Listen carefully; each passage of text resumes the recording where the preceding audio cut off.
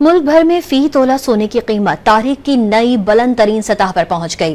फी तोला सोने की कीमत में 4,800 रुपए का इजाफा हो गया। फी तोला सोना 4,800 रुपए के इजाफे से 3,06,300 रुपए का हो गया।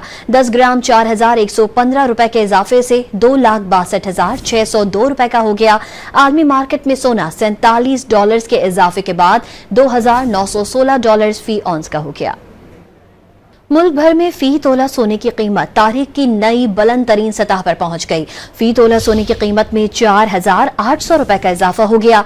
फी तोला सोना 4,800 रुपए के इजाफे से 3,06,300 रुपए का हो गया। 10 ग्राम 4,115 रुपए के इजाफे से 2,62,602 रुपए का हो गया।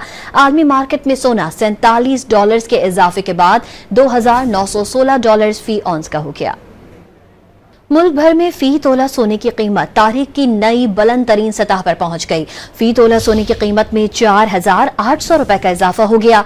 फी तोला सोना 4,800 रुपए के इजाफे से 3,06,300 रुपए का हो गया। 10 ग्राम 4,115 रुपए के इजाफे से 2,62,602 रुपए का हो गया।